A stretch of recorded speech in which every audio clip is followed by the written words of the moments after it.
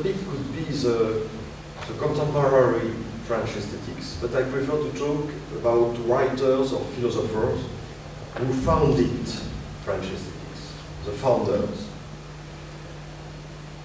This part of French aesthetics may not be as familiar to most people as German or Anglo-Saxon one. So it may be considered that not all the aesthetical problems have been resolved by such thinkers, German or Anglo-Saxon. And also thinkers like Paul Valéry, Étienne Souriau, and Mikel Dufrenne, and a few others.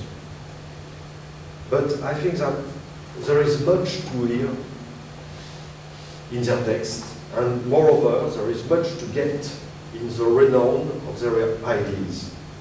So what I intend to present in this lecture will be some major concepts offered by Valéry and Souriau, mainly, principally, Valéry and Souriau.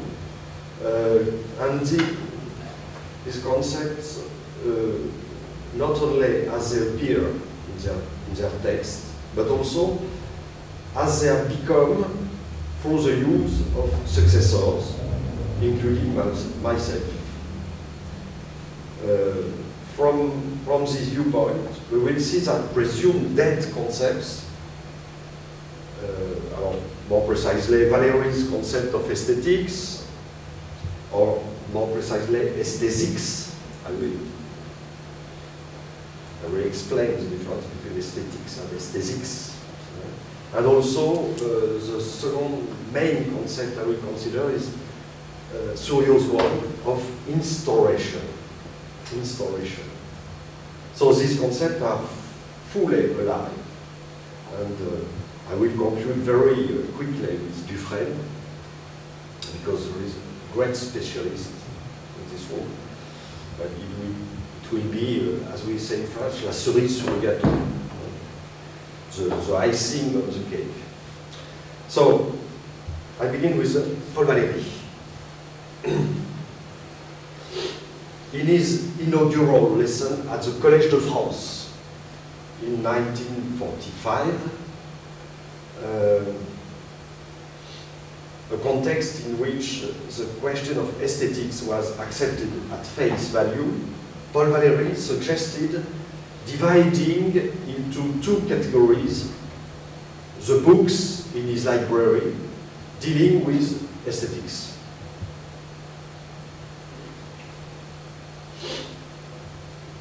Poetics on the one hand, poetic in French, poetics in English,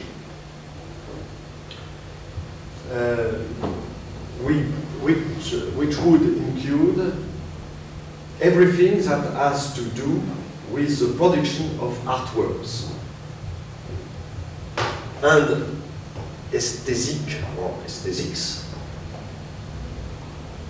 on the other hand, which would include everything relating to the reception of artworks. So poetics is written poetic by Valéry in French. You know that the word derives from poiein,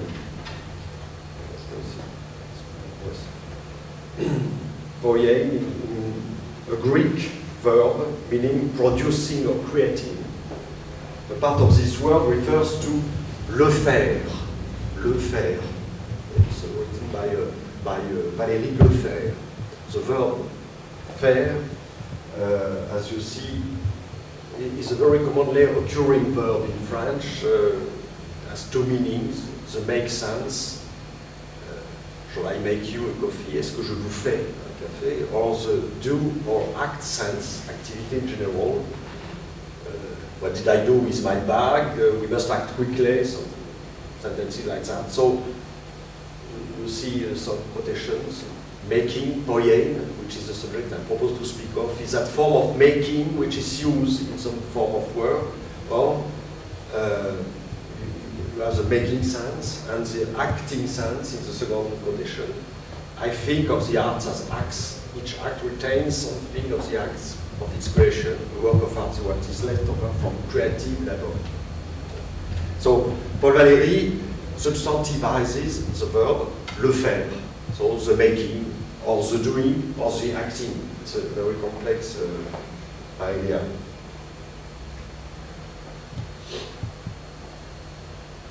For Valéry, as Richard Comte emphasizes it, the action as a way of making is more important than the thing made. This is a very innovative idea with regard to the future of art, especially the growth of happening or performance as new forms of art in which making is less important than acting. But furthermore, poetics may be considered as an anthropological concept, far beyond from its technical meaning, anthropological concept. Now, we turn to aesthetics, and I will speak to aesthetics now. I think it's not as known as poetics, in fact, but it's something very important, and we will see that it has been very important for somebody like Walter Benjamin. So, the word aesthetics was born from the substitution to the letter S to the letter T in aesthetics. The word comes from the Greek aesthesis, and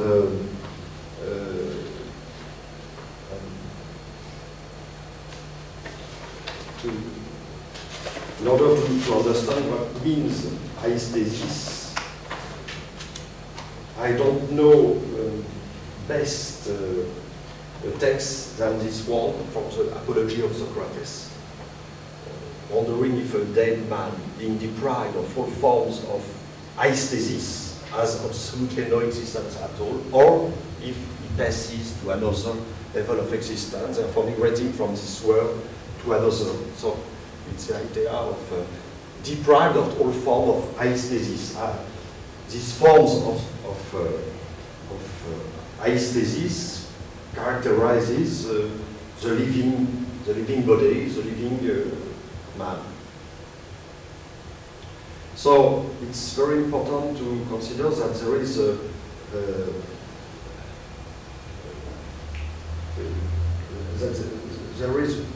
point, very important point in what we call the epistemology of aesthetics regarding to aesthesis. We can refer, for example, to Christian Wolff, a philosopher who distinguished sensibility from understanding, as the head, the former, as inferior to the latter, and initiating the acknowledgement of sensibility as such, and also its specificity as a faculty in itself. In his Psychologia Empirica, Wolff already made way for the creation of a scientific discipline devoted to aesthesis and devoted to this inferior faculty. And Baumgarten took a step further by naming Aesthetica, the science of sensual cognition, in the middle of the 18th century. Although Kant, in his first critique, seemed to follow in Baumgarten's footsteps with his concept of transcendental aesthetics, which he defined as the science of all the principles of sensibility a priori, he nevertheless demoted Baumgarten by breaking off with what he deemed to be a flaw in the latter's method, inducing the principles of empirical experience instead of searching for the faculties of the mind. but it's count opinion.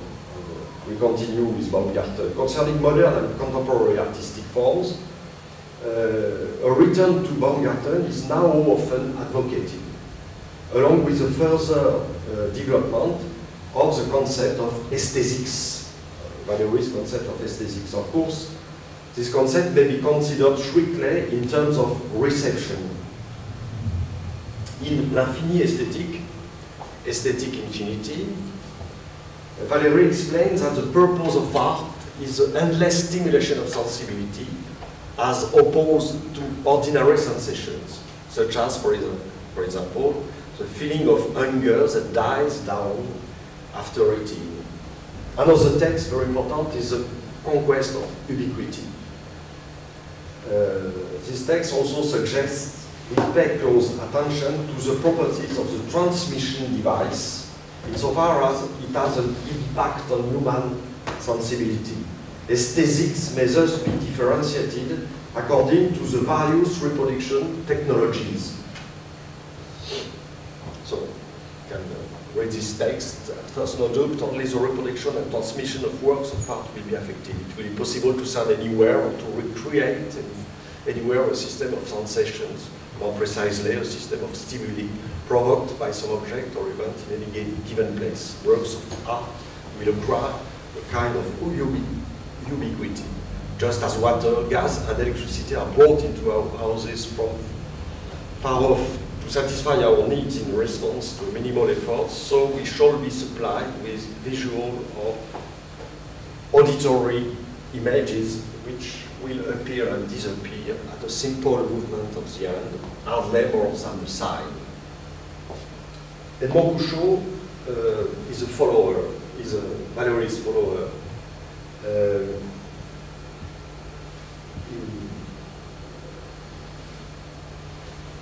In this idea that aesthetics may be differentiated according to the various reproduction technologies, Edmond Couchot says that there exists an aesthetic experience based on the properties of technologies, and he says that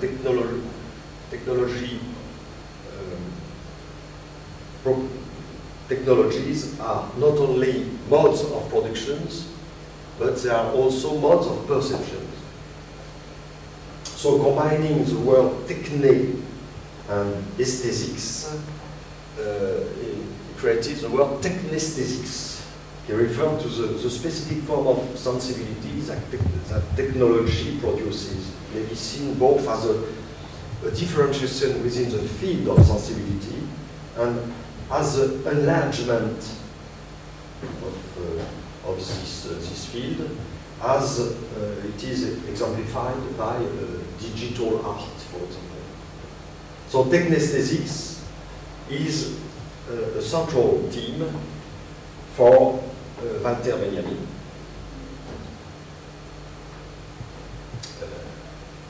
Of course, Walter Benjamin, didn't use the word technesthetics, but the technesthetics idea is very important in this text. For example, when he speaks of the artistic gratification of a sense of perception altered by technology. This part of his text is precisely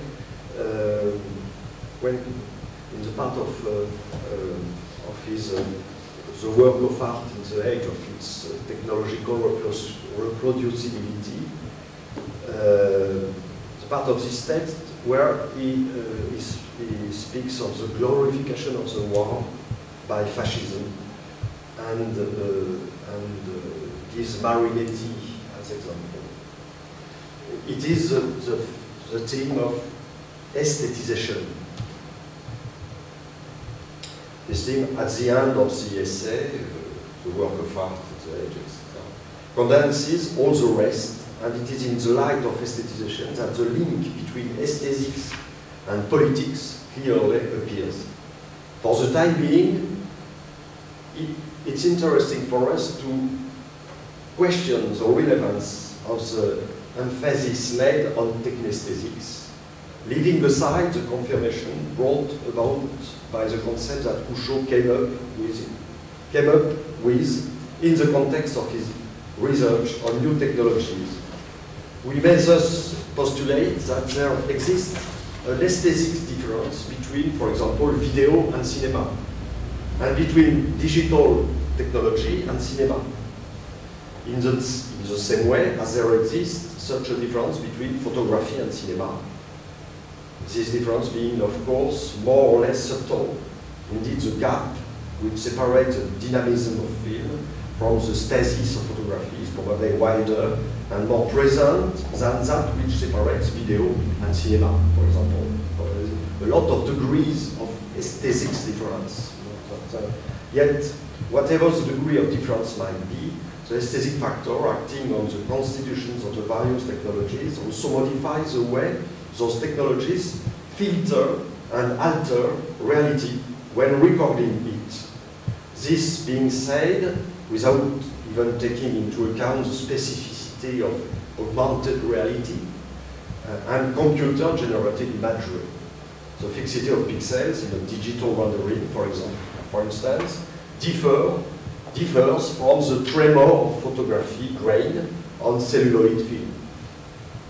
So the technesthetic issue is not only a chapter of technological explanations one might find in a professional handbook. Its historical and anthropological impact is highly characteristic of Benjamin's thought. I quote, "Just as the entire mode of existence of human collectives changes over a long historical period, so too does their mode of perception. The way in which human perception is organized, the medium in which it occurs, is conditioned not only by nature, but by history." It is in such light that Benjamin relates the decline of the aura to social causality. And this is why, in the beginning of his essay, Benjamin quotes from Valéry's The Conquest of Ubiquity, where the French poet examines the future of art in the light of a daring hypothesis regarding technological innovations. Benjamin was undoubtedly interested in the fact that Valéry prognosticated the metamorphosis of art, along with the invention of a new kind of device, the main function of which was to enable remote data transmission, a sort of television, in fact. And just as water, gas, and electricity are brought into our houses from far off to satisfy our needs in response to a minimal effort, so we shall be supplied with visual or auditory images, which will appear and disappear at a simple movement of the hand, hardly more than a sound. Regarding such transformation of art, Valéry's proposition already contains the seeds of a theory of the dematerialization of artworks that can appear and disappear at a simple movement of the hand, as when one uses a remote control. And more generally, I quote, "will not merely exist in themselves, but will exist wherever someone with a certain apparatus happens to be." Valéry also wonders, I quote, "if a philosopher has ever dreamed of a company engaged in the home delivery of sensory reality." Indeed, such a poetic and philosophic dream appears to come straight out of a science fiction story, but it is nonetheless significant that through the type of vocabulary he uses, Valéry indicates that his hypothesis, instead of being presented as a mere fantasy sprung from his imagination, is related to real, concrete technological properties, appealing to our senses.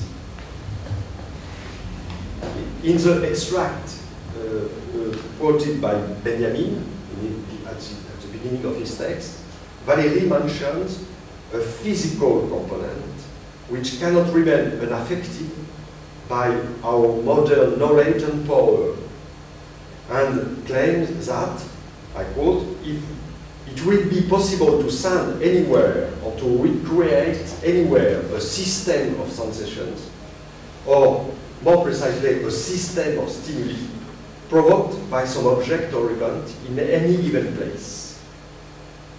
He also adds that we shall find it perfectly natural to receive the ultra-rapid variations or oscillations that our sense organs gather in and integrate to form all we know.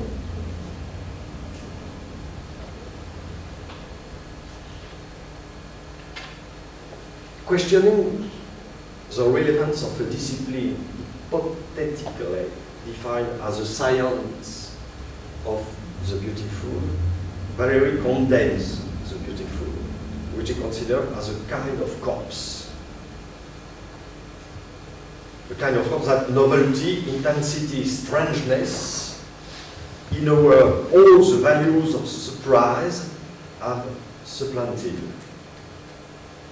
And he declares, people are more and more occupied with the most unstable and immediate characteristics of the psychic and sensitive life. So this is the English translation of Valéry's text, but I think that there is a problem with this translation regarding an issue that Benjamin precisely enables us to grasp more fully. According to Valéry, the beautiful was supplanted by, in French, valeur de choc. So it's better to translate not by values of surprise, as I read the translation, but values of shock. And it's interesting because we find this exactly in Benjamin. The lecture of Benjamin, Valéry's lecture of Benjamin, lead us to consider that the main idea in this thing was the idea of shock about cinema and so on. So Benjamin very spectacularly relates Dadaism to film, and both of the latter to the sense of shock. I quote, film has freed the physical shock effect, which Dadaism had yet wrapped, as it were, inside the moral shock effect. So, has freed shock effect from this wrapping. In a note, Benjamin once again corroborates Valéry's theory by his use of the vocabulary of shock to distinguish the activity of the film spectator and that of someone looking at a painting, and to link such activity to the profound changes in the apparatus of apperception experienced by all in big city traffic, or while struggling against the present social order. I quote, the image on film screen changes, whereas the image on the canvas does not. The painting invites the viewer to contemplation. Before it can give himself up to this train of associations. Before a film image, he cannot do so. No sooner has he seen it than it has already changed. It cannot be fixed on the train of associations in the person contemplating. It is immediately interrupted by new images. This constitutes the shock effect of film, which, like all shock effects, seeks to introduce heightened attention. Film is therefore corresponding to the pronounced threat to life in which people live today. So now, to conclude this first part of my speech, a few words about the preservation and transmission of Valéry's heritage. First of all, René Passeron, surrealist painter, aesthetician and philosopher, has been developing poetics. René Passeron. And he developed poetics, and after that, followed by Richard Comte in France, Rachida Triki in Tunisia, and Cécile Cloutier in Quebec. So you have some publications, Passeron, and also this journal, Recherche poétique, published by Richard Comte. So it's a living heritage of Paul Valéry that you find in all these, even by all these people. So now, coming to Étienne Souriau, we may speak again of heritage. My research team, his name is Institut Act, both attached to the University of Paris and Panthéon-Sorbonne, and to the CNRS. CNRS is the French National Center for Research. So this research team is a lasting legacy of some aesthetics-based institutions created by Étienne Souriau. Souriau was born at Lille in 1892 and died in Paris in 1979, was Paul Souriau's son. Paul Souriau was a philosopher and aesthetician known for his theory of the rational beautiful. So, Étienne, after receiving his PhD in philosophy, became professor at la Sorbonne as the successor of Charles Lalo, who was also another French important aesthetician.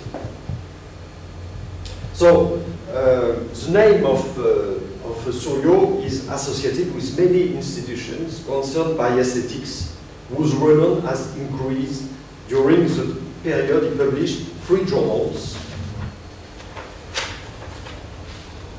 So, first he participated to the Institute of Filmology and published the Revue Internationale de Filmologie, which played a prominent role in the development of the forthcoming film theory.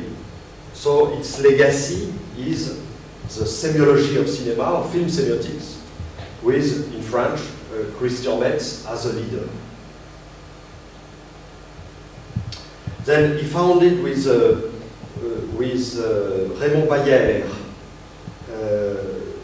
and Charles Lalo the Revue d'Esthétique. Souriau was also the president of the Société Française d'Esthétique, director of the Comité International pour les Études d'Esthétique. Its legacy is la Nouvelle Revue d'Esthétique now. And la Nouvelle Revue d'Esthétique now is as for voilà, la directrice Carole Talon-Hugon, etc. And I am in the editorial board of this new review, and now it's a review on internet. The first issue is now on internet. La Nouvelle Revue d'Esthétique. And there has been also another legacy because Souriau founded in 1960 l'Institut esthétique et des sciences de l'art, Sciences of Art. And also this journal, Sciences of Art. And my department in Paris 1, and my department is called Plastic Arts and Sciences of Art. And also my doctoral school is also concerned by Sciences of Art. And so this journal became this one, and I was the editor of one of the issues of this journal. So you see that Souriau is very, very important in relation with what is made actually in the field of aesthetics in Paris 1, at Paris 1. So in my doctoral school, for example, it's called Arts, Aesthetics and Sciences of Art. And another heritage is Institut Act. It's the research team, my research team. So you know that only book translated in Czech is Vocabulaire d'esthétique. it's an important book, but in this book you don't find the fault, Souriau's fault. It's not his fault. It's something else. Souriau was very interested by the fact to try to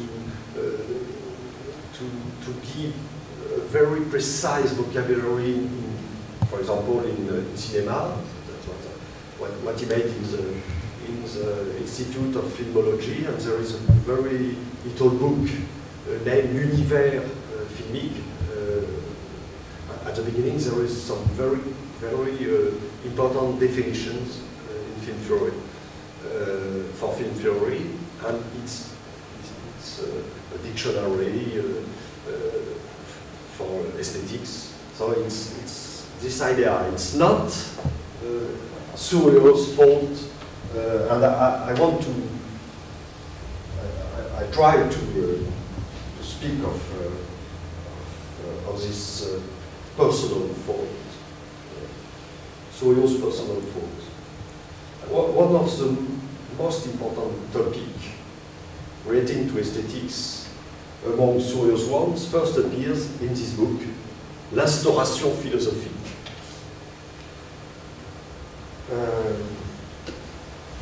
So the main word is instauration or instauration. It's very difficult to translate the term, but for example, we find later in La Correspondance des Arts this idea, what's art? If we have to speak generally, art is so establishing activity. Mais c'est l'activité instauratrice. It's impossible to translate in English l'activité instauratrice. Instaurer is something to establish, but it's not exactly established because it's not a sociological concept, it's an ontological concept. So, right. It is a set of oriented and motivated approaches that leads specifically a being from nothingness or chaos to the complete, singular, and concrete existence, testified by an indubitable presence. This concept of instaurations, we have two things. We have first, Plato's ideas of bringing into existence something that did not exist before, as we see in the Sophist. But we have also the specific question of the creative process leading to the aesthetic being, a specific being, which Souriau considers as aesthetic being. So taking an example, a pile of clay on the sculptor's base is an object existing as a thing, and that must be accomplished by the sculptor as an aesthetic being. That's the specificity of the aesthetic being. The statue, little by little, breaks out of its chains. It moves towards the existence that will in the end blossom into an existence that is intense, accomplished, and actual. The idea of accomplishment and presence is very important to understand this concept of instauration. So towards the existence that will, in the end, blossom into an existence that is intense, accomplished, and actual. Up to a certain point, the finished work is always a novelty, discovery, or surprise. Novelty, discovery, and surprise, yes, but ontological one. So the concept of instauration could be compared. Valéry is the making of politics, the making of politics, and it's something like that. But it seems to be different, and I think that personally, I believe that there are three levels of instauration, three levels that can be considered to be fundamental in any debate on the matter. Instauration by making, politics, instauration by creation of words, and instauration by the declaration of something as a work of art. So the first one, looking back to Valéry, is instaurations by making or poetic instauration. That is to say, that's to say a process of constructing which comes from different sources, ideas, as much as matters, which uses different ways of operating, like fabricating or assembling, and leads to a result, the artwork of something serving as it. So this involves, for example, the place of making.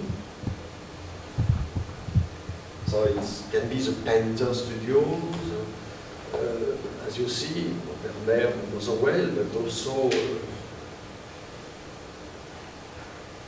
can be in nature, like this painting from Maurice Denis representing Cézanne, or it can be also this kind of earthworks you find in land art and something like that. So the place of making is the first point we can consider. The second one is the process of making, as we see in this movie with Joan Miró. So it's a very interesting movie where you see Miró working, painting with his hand.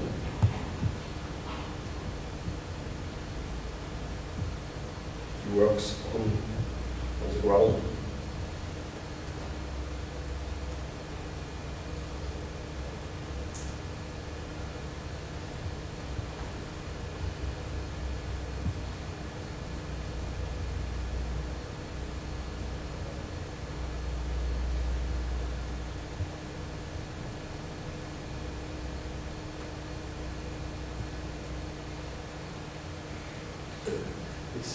There is a few movies representing an artist with a poetic act. This one is very, very interesting.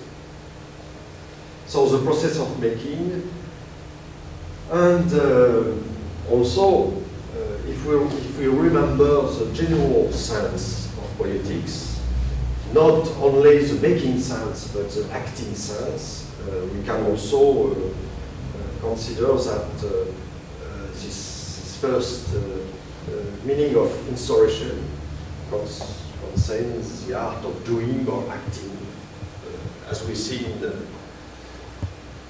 this work, famous body artwork of Yves Klein. So the second one is the second sense of instauration is the instauration by the creation of words. Words which can be more or less consistent with our present world. So inspired by the present world, by memory, but also by imagination, and we can speak of the government of imagination, as Baudelaire said. And Baudelaire wrote, a good painting, faithful and equal to the dream that conceived it, must be produced like a world. Produced like a world, idea of producing like so. Such words are more or less probable or possible. Probable words, possible words, in the sense that brought into existence, that's the idea of instaurations involved, this bringing to existence, they introduce a possible world in our present world. Examples, Thomas Bergert,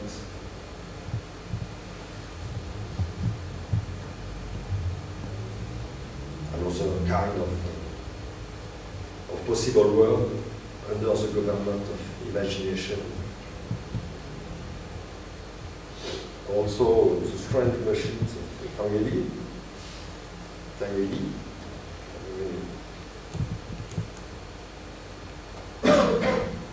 In contemporary art, there are a lot of these strange worlds, or possible worlds, which emerge, and also now with street art, web art, video art, and so on.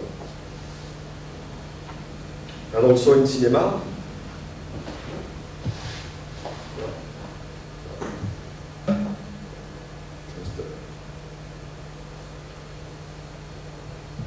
Avatar.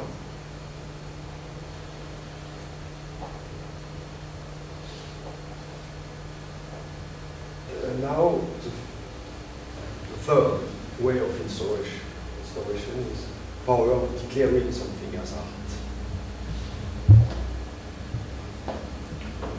The declaration of something as a work of art, an object that, unless it does not have apparent artistic features, is defined as an artwork through the candidacy of somebody, the artist, and an institutional decision, gallery, museum, and so on.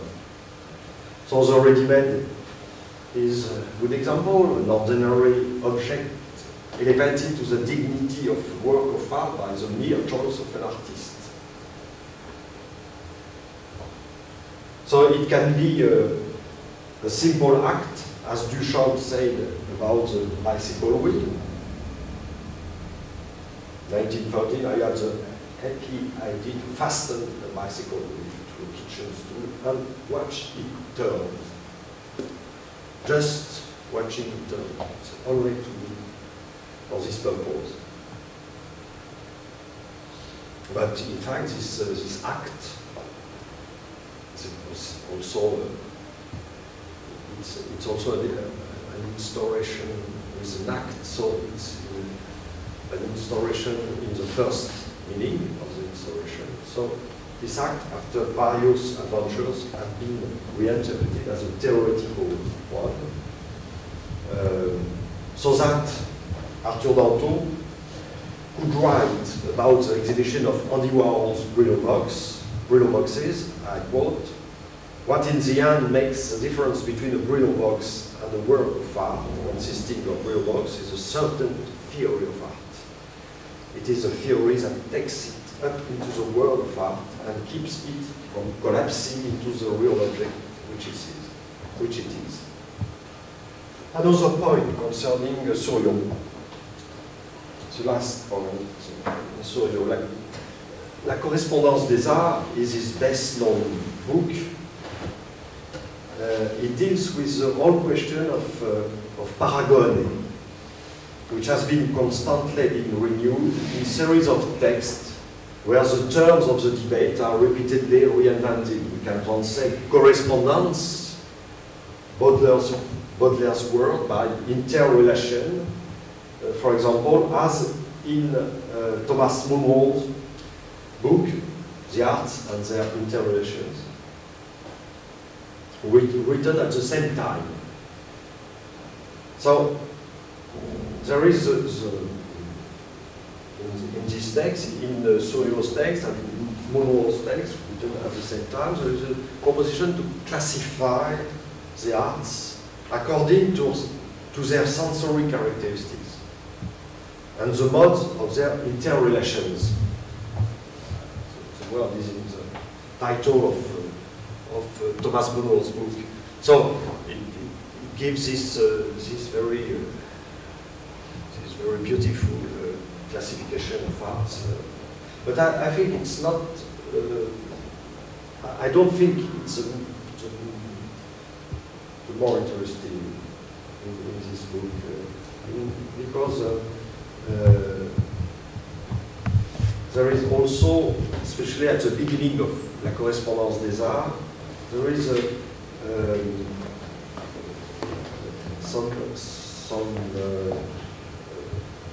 some ideas on phenomenology and ontology, and especially what deals with modes of being or modes of existence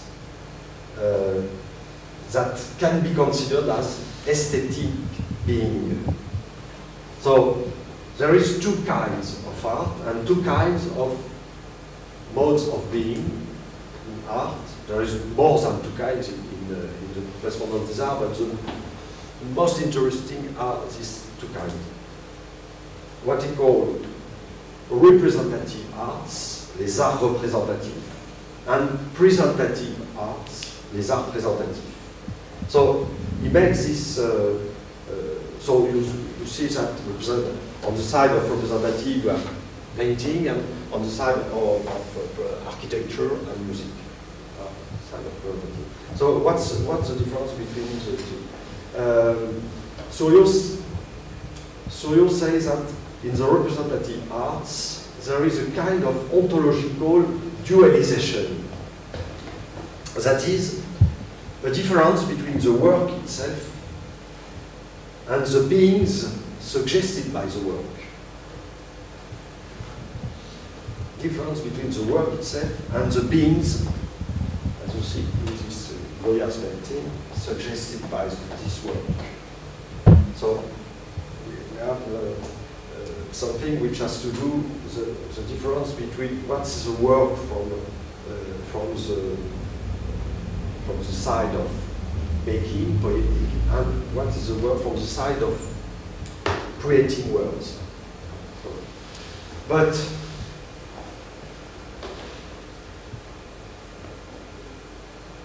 so he says this dualization, this difference between the work itself and the being suggested by the work, he wrote a universe of things whose modality of existence, simply evoked, can be absolutely distinguished from the concrete existence of the work itself.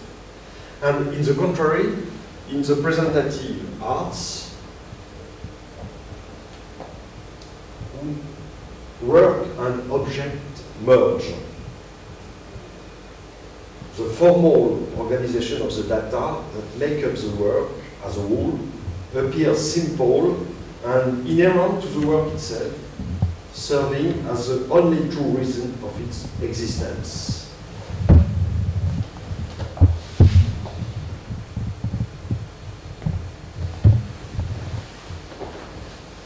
Voilà la définition. Donc, in the representative art, there is a kind of ontological realization. In the representative art, work and object, formal organization of the data that make up the work as a whole appears simple and inherent to the work itself, serving as the only true reason of its existence. So now I want to close this brief speech with just a few words about Mikel Dufrenne. It's very hard to find a photograph or something like that of Dufrenne, but there is this very interesting, it's from the Cinématon. Gérard Courant is a filmmaker who works in experimental cinema, and he made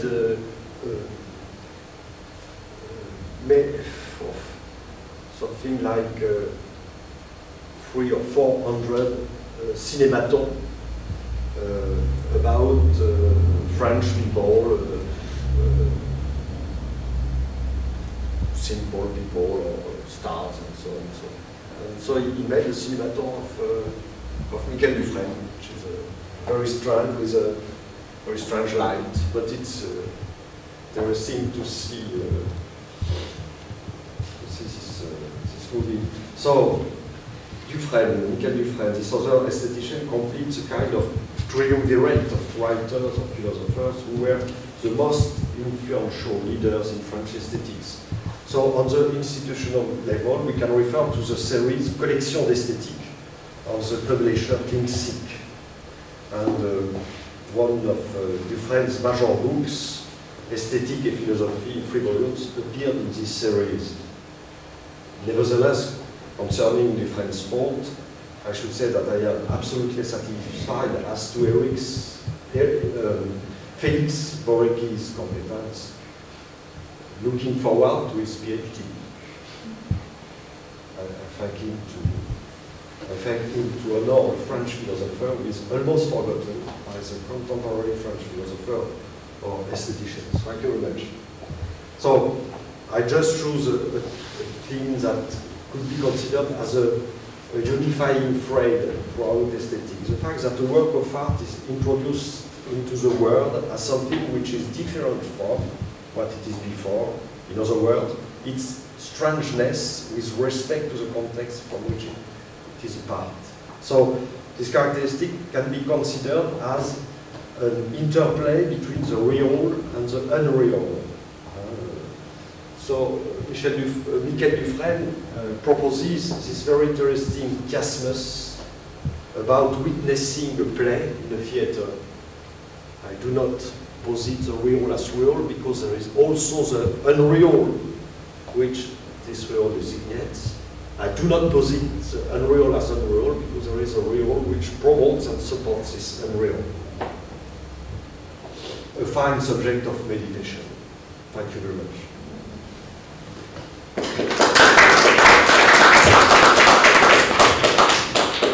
So, thank you, Professor CHATEAU, for this interesting talk. And now it's time for questions, comments, or things like that. Jakob? Well, thank you, Professor CHATEAU, for your interesting presentation.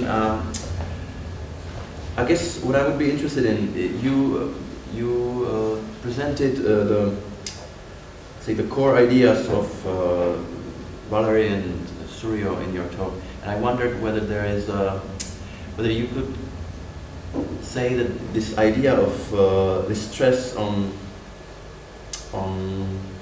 the instauration or on the poetic making of a work of art is something that you would characterize as a characteristic of French aesthetics of, let's say, the second half of 20th century or 20th century as such. Do you think that that's like the common and main theme? You mean on the French aesthetics? In general. Yeah. Yes. But what do you mean? What is characteristic of French aesthetics? The problem, the topic, or some kind of idea, Souriau's idea? Well, I don't know. I mean, it's basically that's my question. I mean, is there? Could you say that there's like a common topic that characterizes French aesthetics in the 20th century? But what's precisely the topic? Well, it could be an idea, a theme, a problem. For example, it seems to me, based on your talk, that there's a certain similarity between Valéry's idea of poetics and Souriau's idea of l'instauration. Yes, that's true. I think that, so is that something that's just endemic to those two figures, or is that something that was, let's say, in the air? Yeah. Yes, it's okay. No, idea of poetics is in the air, but I began very. It's not a present idea. It's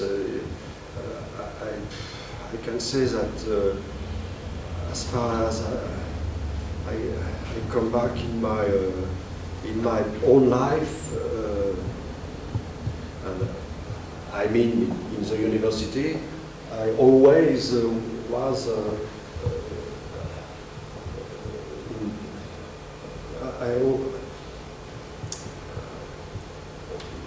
there was always this idea of poetics, and I think that probably it's a specific French theme of reflection, but it's very important theme, and that's the characteristics of my university, of the original team, and to be interested by this idea.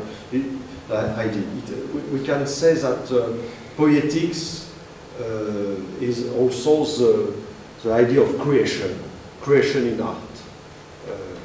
You know that some years ago, in the 60s, for example, it was difficult to speak of creation. There was the word creation was criticized as a theological. So at this time, people spoke of production, and there was a Marxist. But now, since many years ago, the idea of creation became very important, and creation, poetics, and now instauration, because it's a new. We have a new attention on this idea of instauration. There is a return to Souriau now. Thank you. I know that you wrote a book on John Dewey, or on the relation between Dewey and Barnes. Yes. Can you find some convergences or common insights between John Dewey's pragmatism and French aesthetics in this line you described? Yes. Yes, I think so. I wrote a paper where I made a comparison between Dewey and Valéry, because they wrote approximately at the same time, and there are many analogies between them. For example, the idea of experience. It's also something which is very important for Valéry, and for the same reasons. The reason that by experience, as Dewey thought, we can accomplish the complete man. The complete man or woman, complete person. Edmond Couchot, you spoke about him. It was interesting, the term technesthesics. So you stress or you emphasize the importance of making, of techne, and here I think, or as you spoke about him, there is this connection or fusion of production, of techne, and of perception. So there are both these important poles are included. So can you just tell us something more about him? But yes, Edmond Couchot works on technological arts. And, began to work on video, and then on digital art, internet art, and so on. So he was interested by virtual reality. So he tried to consider, to reconsider the idea of aesthetics, not only from the point of view of reception, but also from the point of view of technology itself. The question is not only to say how are we transformed by the technological sensations that arrive to us, but also is there a specificity of sensibility and perception in technology itself as such. So I think that's a very interesting idea, so that the technesthesics seems to be a complicated word, but probably a good idea.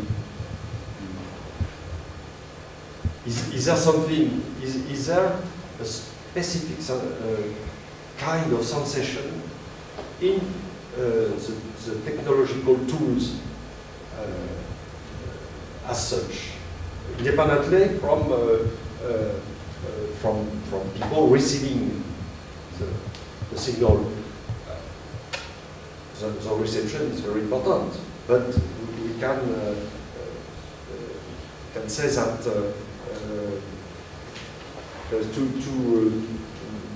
positions, two possible positions. One is, on one hand, the idea that that there is a kind of interaction between technology and our sensibility, and the second one is that there is a kind of objectivity of the technological tool, so that it's as if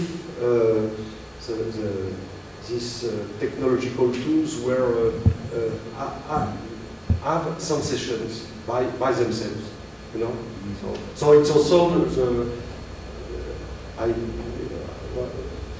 it's also in relation with the question of technology and les robots, on dit robotic. Robotic, the idea that we are going on a way toward kind of autonomy of the technological tools, not only tools that can walk and so on, but also can have some sensibility on this idea.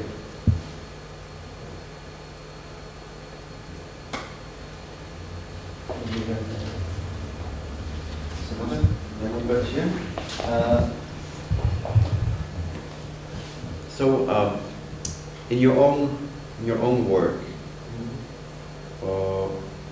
what or which idea? Because you mentioned it, it's mentioned in the abstract. I think you mentioned it in the beginning as well. That you count yourself as one of the followers of either of these three thinkers.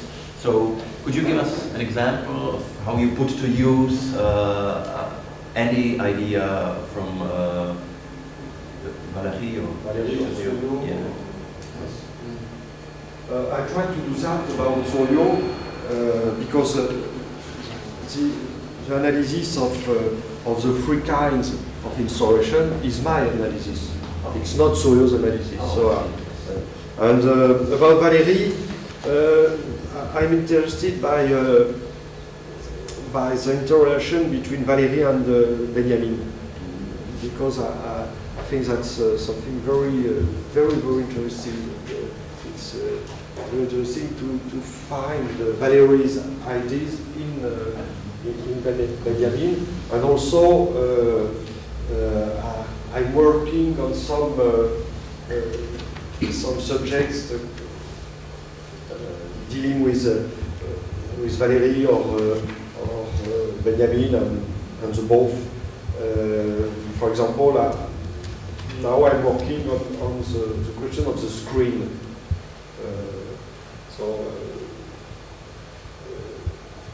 Working on this question of the screen, the screens, I should say, because it's a debate in France. You know, we have the debate between the cinema is dead. It's an idea you find, for example, in the very interesting book of Raymond Bellour, La querelle des dispositifs, the controversy over dispositif. So, the cinema is dead, or on the other side, people say that no, cinema is not dead, but cinema is disseminated into many kinds of tools, computer, smartphones and those. So you can consider the questions from the point of view of screen and screens, more exactly, because you see that we have a kind of proliferation of screens, more and more screens, but at the same time, we are supposed to be in the time of dematerialization. But screen is matter. Screen is not. So there is a dialectics between the matter of screen and dematerialization. And so I use this Benjamin and Paul Valéry to work on this topic. So it seems to me that for you, it's more the aesthetic side of Valéry that you're interested in than the poetic. No, those are two sides. Okay. Poetic side. In fact, I began with poetics, but now reading more precisely Benjamin, I'm more interested in aesthetics, because there is a paradox. In fact, if you consider the poetic aesthetics, you see that there are two definitions. The first one is everything that has to do with the production of artworks, technical definition, but also all that relates to action. It's why I said that poetics is an anthropological concept. It's not only an aesthetical concept. So it's possible to say that there is a poetics of many things. Poetics of war, for example. So poetics seems, at the beginning, poetics seems to be a very specific concept of art, but we see that it's not specific to art. And if we consider now the text on aesthetics, you see that at the beginning it's a theory of reception, but of sensibility in general, but also that for Valéry, there is a kind of, can I say, restriction to a special sensibility. Special sensibility, je vais un peu plus bouger ça.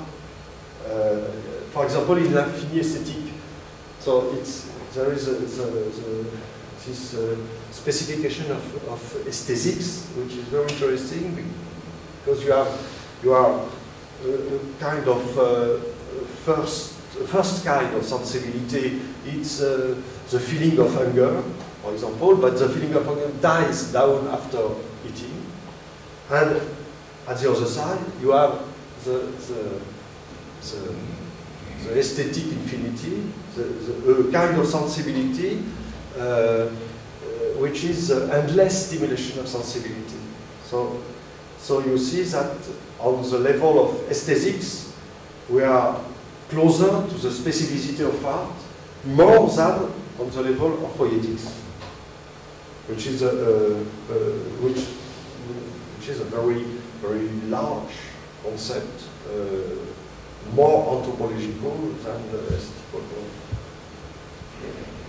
So that's an interesting discussion. Thank you very much. Are there any questions in the audience? Last one? No? Okay. You mentioned Christian Metz. I know he's like very famous or very influential film theoretician in the Anglo-American context, but he's actually working with Lacan, and previously you mentioned he was working in the semiology of film, and I don't know how it's related to what you said about Souriau. Was it? I didn't have an impression that Souriau was an semiotician. Yes, that's right, but in fact,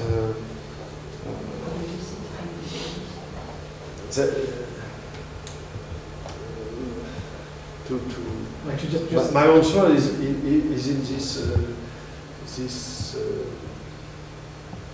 place because in fact Institute of Filmology, created by Souriau, was a meeting of philosophers, psychologists, many people who were interested to have a new kind of thought about movies, and there was also